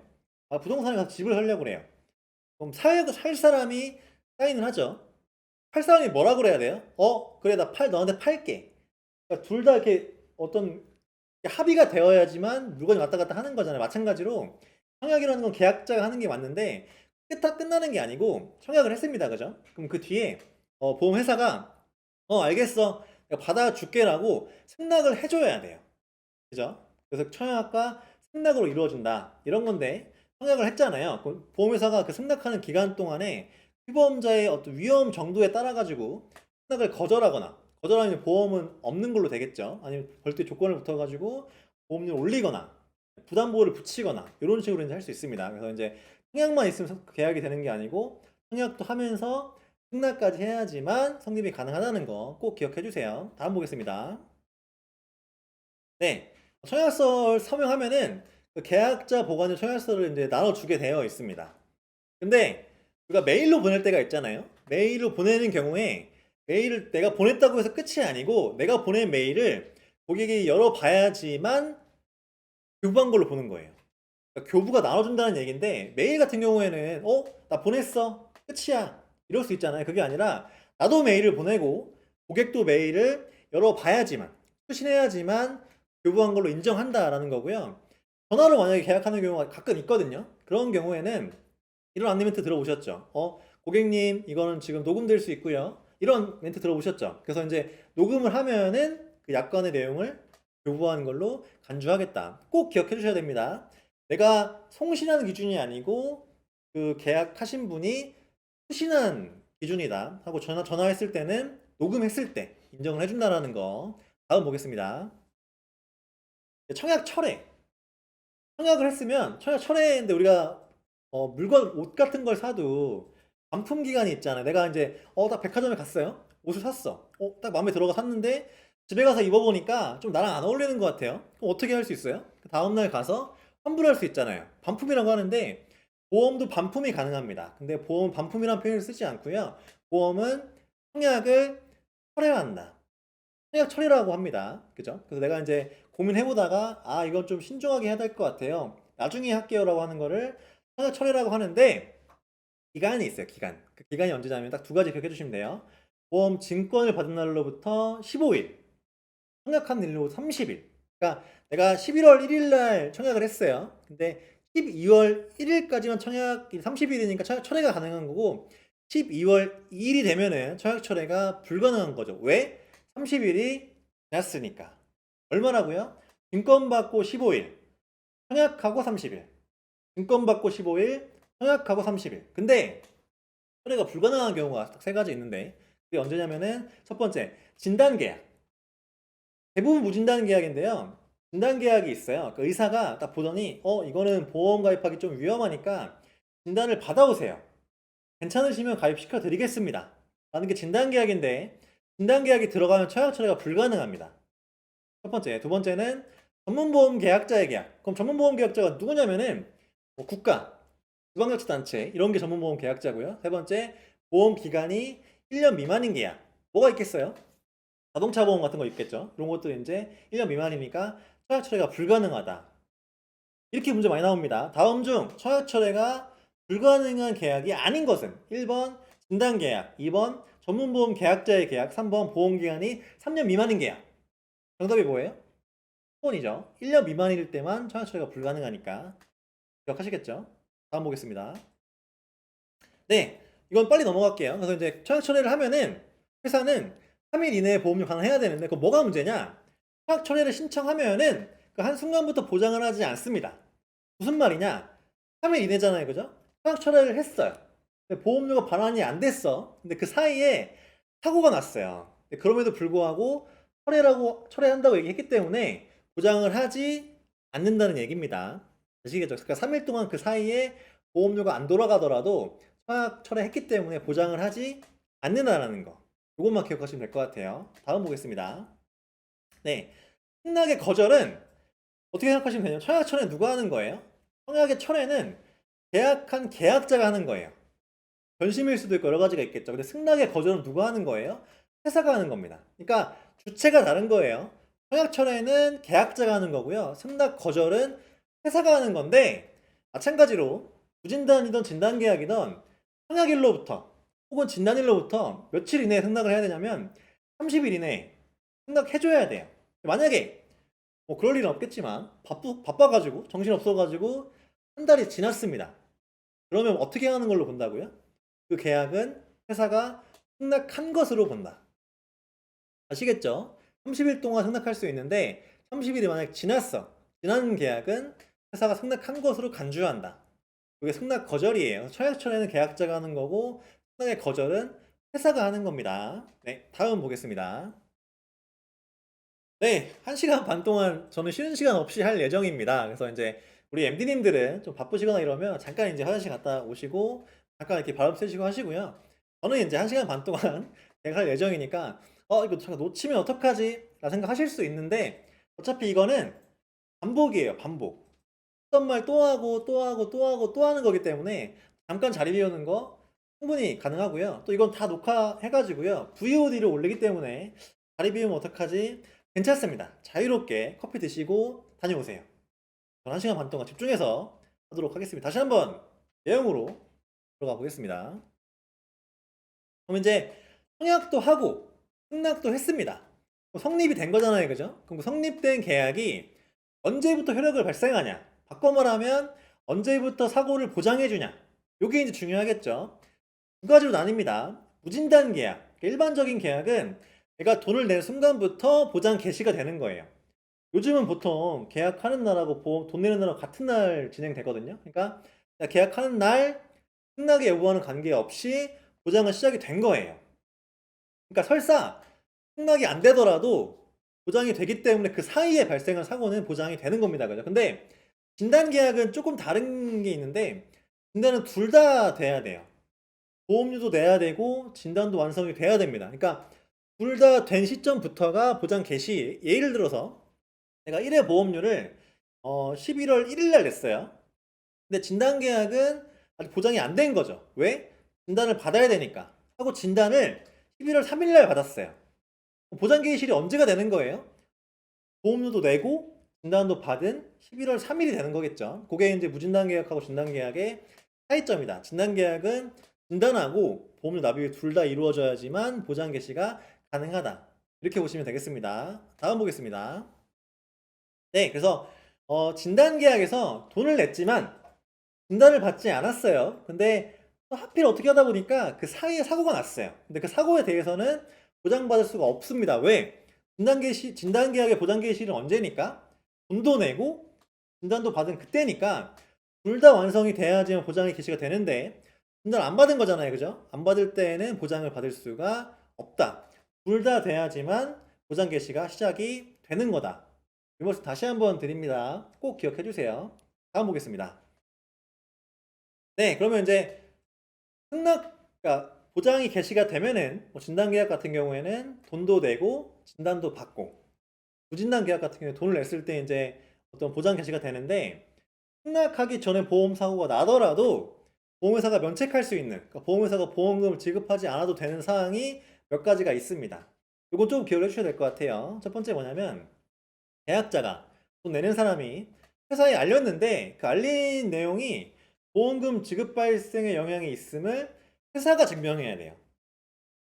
근데 뭔 말이지? 그냥 어려우시면 그냥 알린 게 잘못돼 가지고 회사가 어떤 그 증명을 하면은 '회사가 면책이 되는구나.' 요렇게 인제 보시면 될 것 같고 두 번째 계약 전에 알릴 의무라고 있어요. 내가 언제 아팠고 언제 병원을 갔고 어떻게 아팠는지를 알려야 되는 게 일반적인데 알리지 않았습니다. 이럴 때는 인제 면책이 되는 거고 진단 계약에서 진단을 받지 않은 경우 당연히 보장 개시가 안 된 거죠. 안 된 거니까 면책이 되는 겁니다. 마지막으로 한도액을 초과하여 가입하거나 다 사람마다 한도라는 게 있거든요. 나이에 따른 한도가 있고 한도가 있는데 한도액을 초과해서 가입한 보험에 대해서는 보험을 보장을 해줄 의무가 없다. 이렇게 기억하시면 될 것 같아요. 내용이 좀 어려운데 그냥 회사가 증명하거나 뭔가 좀 잘못 알려줬거나 한도를 초과했을 때 이때는 보험회사가 책임이 면책이 되는구나. 이렇게 생각하시면 될 것 같아요. 다음 넘어가겠습니다. 네 그럼 보험 계약이 이제 무효가 되는 경우가 있겠죠. 무효라는 거는 처음부터 없었던 것처럼 되는 게 무효예요. 그러니까 이런 말 하잖아요. "에이 그거 무효야, 무효. 아 그거 아니야, 아니야. 무효야." 근데 그 일이 없었던 것처럼 되는 게 무효인데 역시 마찬가지로 보험 계약이 무효가 되면은 계약이 성립한 때부터 아예 없던 계약이 돼 버리는 거예요. 이해하시나요? 무효라는 거는 아예 없던 보험 계약이 돼 버리는 게 무효인데 언제 이런 경우가 생기냐면은 첫 번째 타인의 사망을 지급 사유로 하는 계약에서 예를 들어서 이런 거예요. 종신보험이에요. 종신보험 인제 돌아가셔야지 나오는 보험인데 이거 쪼금 이건 설명을 할게요, 어려운 내용이라서. 어머니가 아버지를 타인이죠. 타인 본인 아닌 타인이잖아요. 그죠? 아버지를 피보험자로 하는 종신보험을 들라고 해요. 근데 아버지 몰래 들었어. 무슨 계약이에요? 무효예요, 무효. 그럼 뭐가 필요하냐면 그 피보험자의 서면 동의가 필요합니다. 서면이 뭐예요? 또 종이에다가 아버지의 서명을 받아야 돼요. 그죠? 근데 그게 없이 들어가는 계약은 나중에 그런 일이 발생하더라도 무효기 때문에 애초에 없었던 것처럼 된다. 그러니까 아예 보험금을 지급받을 수가 없다.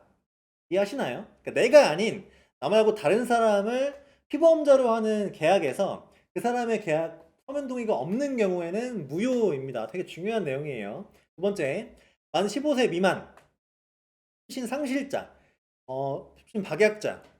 이 두 가지는 어떻게 나누냐면 신상실자 같은 경우에는 이렇게 표현을 해도 되는지 모르겠지만 정신이 계속 없으신 분들 상실자라고 하고요. 근데 박약자 같은 경우는 오락가락 하시는 분들을 박약자로 표현합니다. 이분들을 피보험자로 하여가지고 사망을 지급사유로 하는 계약의 경우 무효다. 그래서 어린이보험은요 사망보장이 없어요. 왜? 여기에 걸리기 때문에. 그래서 어린이보험 사망계약이 없다는 거. 또 심리상실자 박약자는 왔다 갔다 하고 또 자기의 의사가 없는 분들이에요. 근데 그런 분들을 피보험자를 하는 경우 특히 사망을 어떤 피보험자로 하여 지급 사유로 한 계약의 경우는 무효다, 무효. 세 번째, 계약에서 정한 피보험자 나이에 미달되거나 초과된 경우 당연히 무효겠죠. 대신에 심신박약자 같은 경우에는 왔다 갔다 한다고 제가 말씀드렸잖아요. 왔다 갔다 할 때 좀 정신이 있을 때 계약을 체결하거나 혹은 단체보험의 피보험자가 될 때에는 계약이 유효한 걸로 보고요. 그러니까 쉽게 말하면 심신박약자의 경우에도 정신이 없을 때 사망을 피보험자로 하는 계약은 무효다. 다시 한번 강조하면 세 가지 뭐라고요? 나 말고 타인의 사망을 지급 사유로 하는 계약에서 서면 동의가 없는 경우 첫 번째, 두 번째 만 15세 미만자, 심신상실자, 심신박약자의 경우 무효고요. 세 번째 그 정한 피보험자의 나이에 못 미치거나 넘은 경우가 무효다. 이렇게 보시면 되겠습니다. 다음 넘어가겠습니다. 보험 약관 혹시 보셨어요? 아마 못 보셨을 겁니다. 저희도 잘 안 보거든요. 왜냐면 두께가 이만해요, 이만해. 이만한데 이거를 다 볼 수가 없어요. 다 볼 수는 없지만 원칙적으로는 그 약관을 전달하고 중요한 내용을 설명해야 될 의무가 있습니다. 누가? 회사가. 그죠?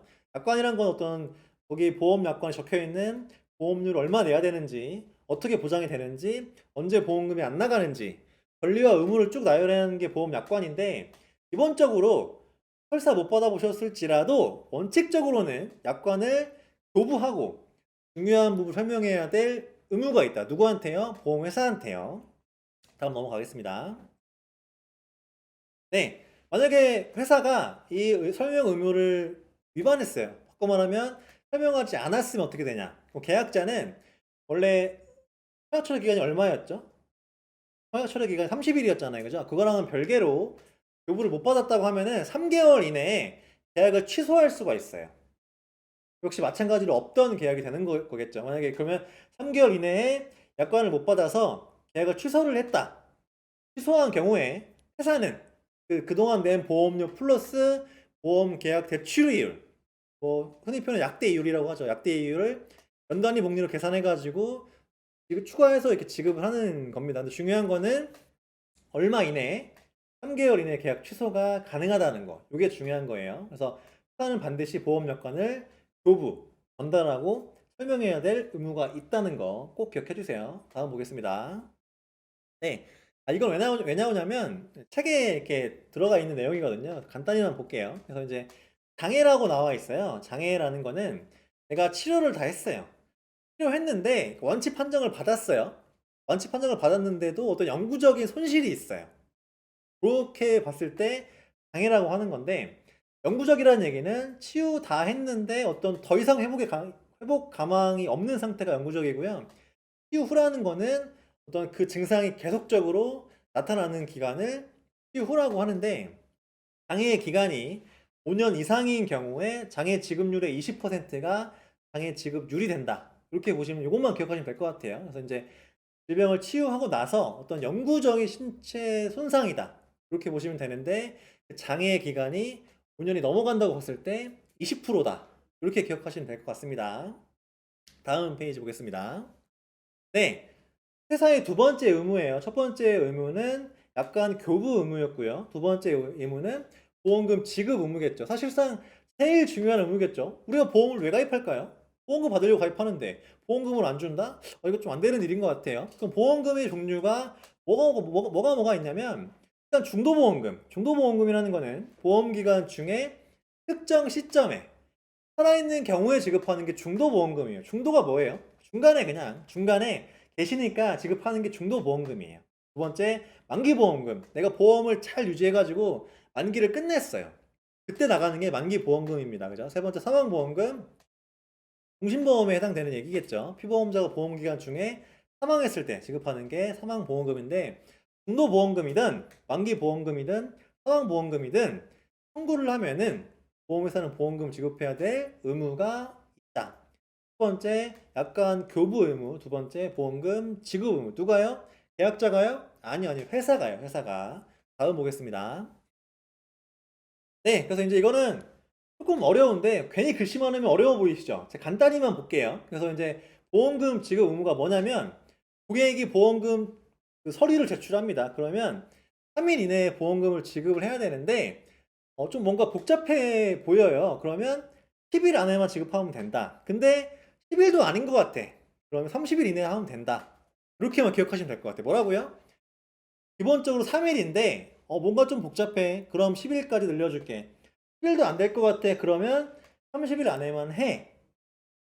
30일에 해당하는 게 뭐가 있을까요? 분쟁 조정 신청이랄지, 국가가 나서는 경우랄지, 해외에서 발생한 거랄지 이런 것들은 30일 적용을 받지 아니한다. 헷갈리시 다시 정리 한번 해볼게요. 자, 원래는 3일 안에 줘야 돼 보험금을. 근데 3일 안에 주려고 하다 보니까 조금 복잡해요. 그러면 10일 안에 줄게. 근데 하다 보니까 10일도 좀 부족해. 그러면 30일 안에만 줄게. 이렇게가 이제 일반적인 원칙인데 그 원칙에 예외가 있습니다. 그 예외가 뭐냐면 분쟁 조정 신청을 하든지 국가가 어떤 조사를 하든지 아니면 저기 외국에서 발생한 보험 사고 같은 경우에는 거기에 해당되지 않습니다. 그 조사가 끝날 때 끝나야지만 보험금이 지급이 되는 거예요. 그래서 글씨 많다고 잘 모르겠어 어렵네 이게 아니고 3일 그러나 10일까지 되고 30일까지 되더라. 근데 그것도 안 되는 경우가 예외가 있는데 분쟁 조정 신청을 하거나 국가가 조사를 하거나 해외에서 발생을 했다. 이런 경우에는 그 의미가 없이 조사가 끝나야지만 지급을 하더라. 이렇게 기억하시면 좋을 것 같습니다. 다음 보겠습니다.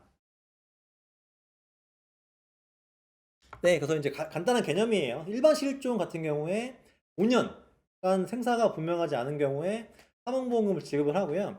특별 실종, 특별한 경우, 선박이 침몰하거나 비행기가 떨어지거나 이런 일이 발생하여 가지고 1년간 뭔가 좀 파악이 안 된다. 이런 경우에 특별 실종으로 봐가지고 보험금 지급을 합니다. 마지막 인정 사망.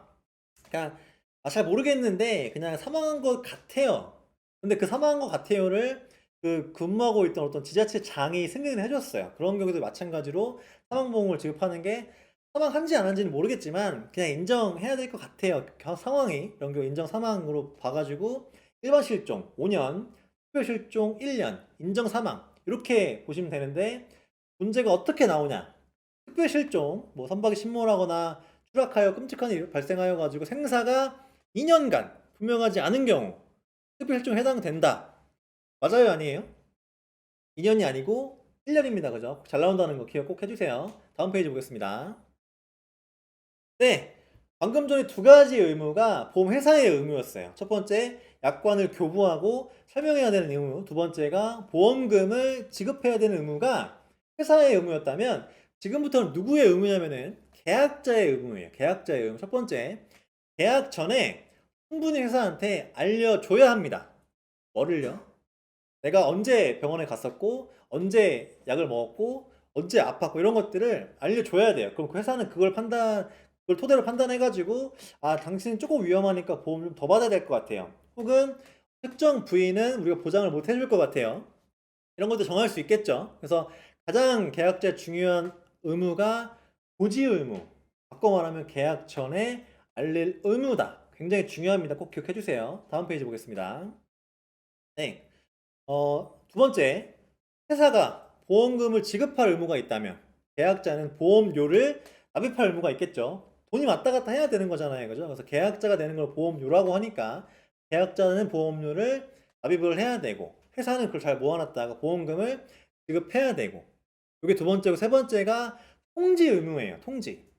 아까 계약 전에도 알리고 통지니까 뭐 알려야 될 것 같은데 고지 의무는 계약 전에 하는 거고요. 통지 의무는 유지를 계약을 가입하고 있다가 뭔가 바뀌었어. 부서가 바뀌든지 직업이 바뀌든지 뭔가 바뀌었어요. 바뀌었을 때 고지하는 게 통지 의무라고 합니다. 헷갈리시면 안 돼요. 고지 의무는 계약 전에 하는 거고요. 통지 의무는 계약을 가입하고 있다가 뭔가 바뀌었을 때 하는 게 통지 의무라고 하는 겁니다. 주소 변경, 직업 변경 이럴 때. 그래서 이런 거를 고지하지 않고 통지하지 않으면 어떤 보장을 받을 때 불리해질 수가 있다는 거 꼭 기억을 해주셨으면 매우 좋습니다. 넘어가겠습니다.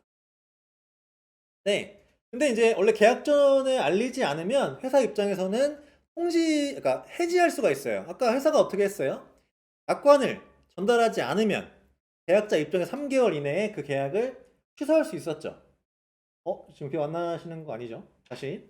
회사가 약관을 주지 않았습니다. 그죠? 그럼 계약을 3개월 이내에 취소할 수가 있었다. 마찬가지로 회사도 이 계약자가 계약 전 알림 의무 위반이 있으면 취소할 수가 있습니다. 있는데 해지할 수 없는 경우가 있어요. 원칙은 취소할 수 있으나 지금 보신 화면이 해지할 수 없는 예외가 되는 거겠죠. 예외가 뭐냐면 첫 번째, 회사가 알릴 의무 위반 사실을 알았거나 회사의 잘못으로 알지 못했을 경우. 그러니까 고객은 뭔가 잘 몰라가지고 그렇게 했는데 회사가 알 수 있음에도 불구하고 회사의 잘못으로 알지 못했을 경우. 첫 번째. 두 번째, 위반한 걸 알았어요. 알았는데 1개월 이상 경과하거나 한 달이 지났어. 혹은 보험금 지급 사유가 발생하지 않고 계약이 유지된 지 2년이 넘었어요. 이럴 때 해지할 수가 없다. 두 번째, 세 번째, 계약을 체결한 날로부터 3년이 지났을 때. 그럼 뭐라고 외우면 되겠어요? 위반이 있었어요. 근데 해지할 수 없는 경우 1, 2, 3이 1, 2, 3. 1, 1개월이 경과하지 않았다. 2, 보험금 지급 사유가 발생하지 않고 2년이 지나지 않았다. 3, 계약 체결한 날로부터 3년이 지나지 않았다. 뭐라고요? 1, 2, 3.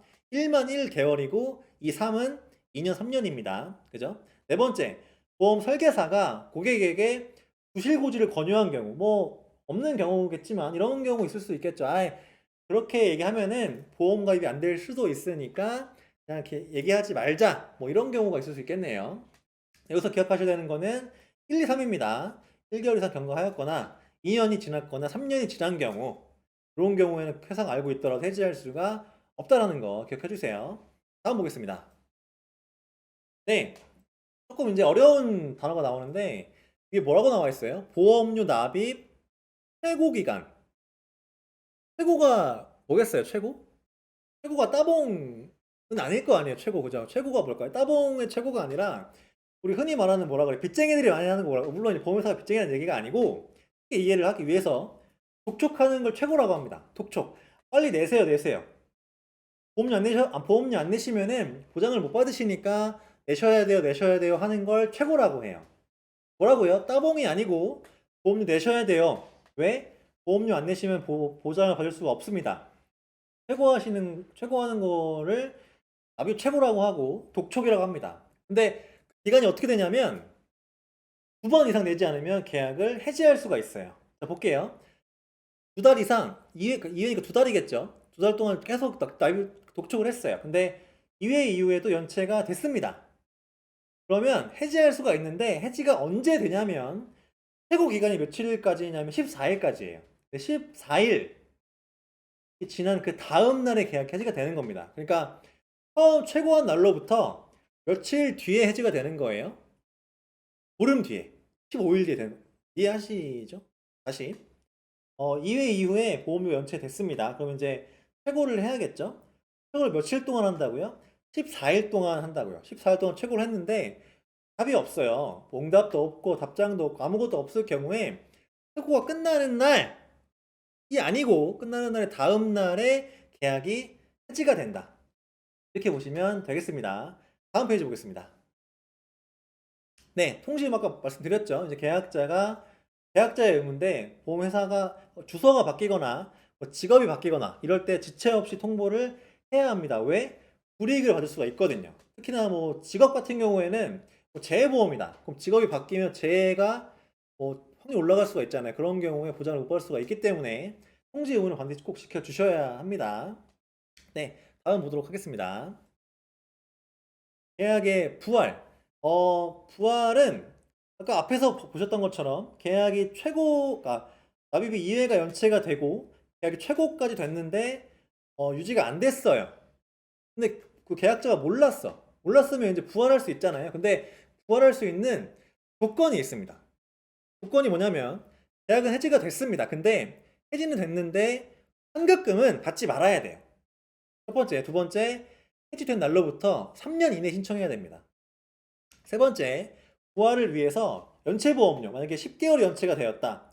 10개월치 보험료 플러스 공시이율의 1%를 더한 이자를 더하면 부활이 되는 거예요. 다시 뭐라고요? 여기 부활을 딱 한 가지만 보시면 됩니다. 부활은 조건만 보시면 되는데 조건을 다시 볼게요. 첫 번째, 해지는 되었으나 환급금은 받지 않은 계약. 첫 번째고, 두 번째는 해지된 날로부터 3년 안에 신청을 하셔야 되고, 세 번째, 그동안 밀린 보험료 플러스 공시이율 더하기 1%의 이자를 더해서 납입을 하면은 부활이 되는데, 밑에 보시면 뭐라고 써 있어요? 부활을 할 때는 신계약과 동일한 절차를 거치게 됩니다. 무슨 얘기냐면은 똑같이 심사받고 똑같이 회사가 승낙을 해줘야지만 보험 가입이 가능이 된 거지, 부활했으니까 무조건 됐겠지, 이게 아니라는 얘기예요. 이해하시겠죠? 다음 페이지 보겠습니다. 네, 부당한 계약 전환으로 부활을 시킬 수가 있는데, 부당한 계약 전환이라는 건 뭐냐면 이제 처음부터 계약을 좀 뭔가 잘못된 방법으로 한 거겠죠. 보험 설계사 분께서 뭔가 잘못된 방법으로 했던지, 뭔가 그런 방법으로 부당하게 계약을 좀 전환을 했으면 다시 원래 거로 돌아올 수가 있어요. 이런 경우죠. 내가 잘 계약을 가입하고 있었는데 설계사님 막 얘기해가지고 잘 가입했던 보험을 해지를 하고 새로운 보험을 가입을 해요. 손해를 볼 거 아니에요. 근데 그 손해 보는 사실을 알았어요. 그러면 내가 부당한 계약 전환이라고 해가지고 부활을 청구할 수가 있는데, 언제 하셔야 되냐면 6개월 이내에 하셔야 합니다. 앞에서 뭐라 그랬어요? 일반적인 부활은 해지하고 나서부터 3년 이내, 부당한 계약 전환은 6개월 이내 신청하시면은 부활이 가능하다. 아시겠죠? 다음 페이지 보겠습니다. 네, 보험 계약의 변경 내용인데, 우리가 이제 계약자를 변경하고 싶을 수도 있고 수익자도 바꿀 수가 있잖아요. 회사 입장에서는 누가 중요할까요? 회사 입장에서는 돈 내는 사람이 더 중요해요. 계약자가 돈을 내는 사람이잖아요, 그죠? 돈 내는 사람이 중요하기 때문에 계약자가 변경 요청을 회사에다 할 거 아니겠어요? 그러면 회사 입장에서는 그냥 무작정 해주는 게 아니고, 바꾸려고 하는 계약자가 누군데? 그 사람 지금 뭐 수입 있어? 직장 있어? 소득 있어? 이런 거 판단해가지고 승낙을 해줘야지만 계약자가 변경이 됩니다. 근데 수익자는 그게 아니에요. 수익자는 별다른 회사의 승낙 없이 변경이 가능하다. 그게 왜 그런 거예요? 돈 내는 사람하고 받는 사람의 차이가, 회사 입장에서는요, 받는 사람 누가 받아도 상관이 없어요. 돈 내는 사람들은 꼬박꼬박 들어와야 되기 때문에 계약자에 한해서 보험사의 승낙이 필요하다. 이렇게 기억하시면 좋을 것 같습니다. 다음 보겠습니다. 네, 마찬가지 얘기입니다. 그래서 계약자 1회 보험료 납입한 날로부터 1년 이상 지난 유효한 계약에 한해서 보험 종목의 변경 가능한데, 계약자를 바꾸는 것도 마찬가지 얘기예요. 그럼 무슨 얘기냐?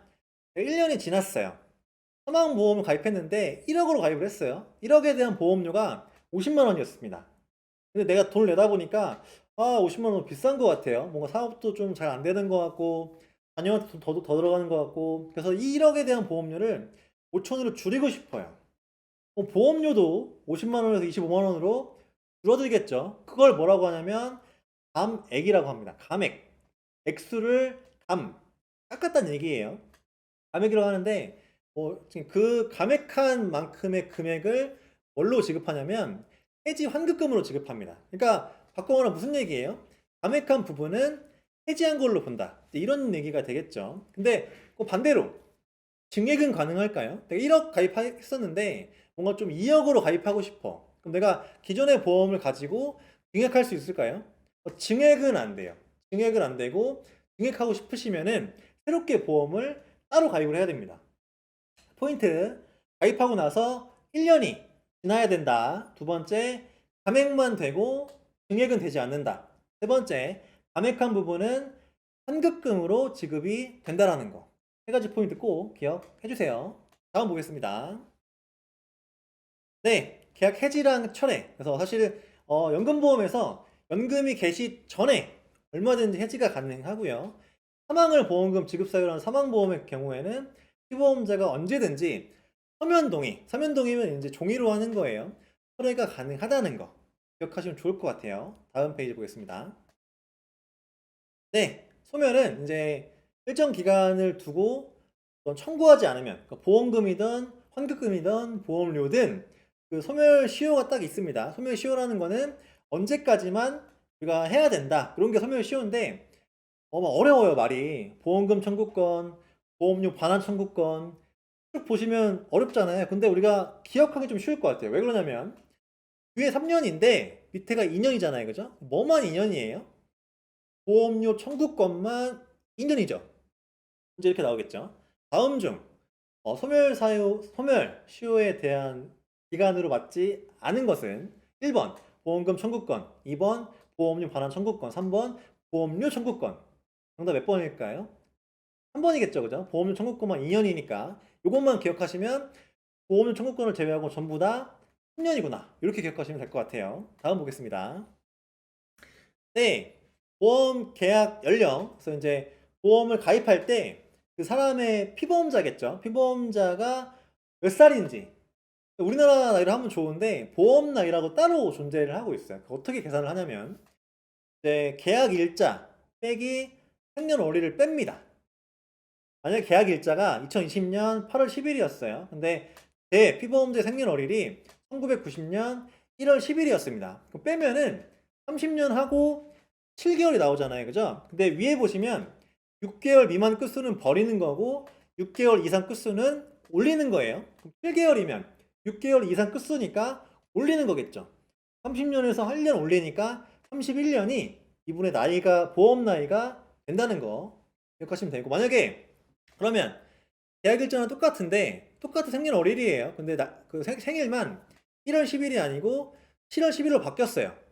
두 가지를 빼면은 30년 1개월이니까 이 사람의 보험 나이는 같은 연도 출생일지라도 위에 1월생의 피보험자는 31살 보험 나이가 잡히는 거고요. 7월생의 보험 나이는 30세로 잡히는 겁니다. 다음 보겠습니다.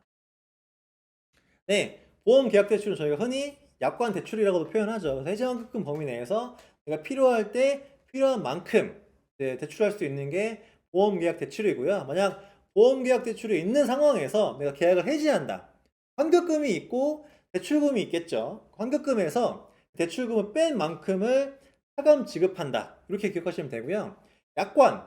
그러니까 회사가 약관을 교부해야 될 의무가 있습니다. 그죠? 교부해야 될 의무가 있는데 약관을 쭉 보다 보니까 뭔가 애매한 경우가 있어요. 애매한 경우가 있을 경우에는 누구한테 유리하게 해석하냐면 계약자한테 유리하게 해석합니다. 바꿔 말하면 작성자가 누구겠어요? 회사겠죠. 그 작성자한테 불이익하게 해석하는 게 일반적이고요. 바꿔 말하면 계약자한테 유리하게 해석하는 게 약관 해석의 원칙이다. 이렇게 기억하시면 매우 좋을 것 같습니다. 네. 내일도 진짜 멋진 강의로 잘 준비해서 찾아오도록 하겠습니다. 고생 많으셨고요. 오후에도 행복한 시간 보내셨으면 좋겠습니다. 저는 지금까지 라이프 MD 이건희였습니다. 감사합니다.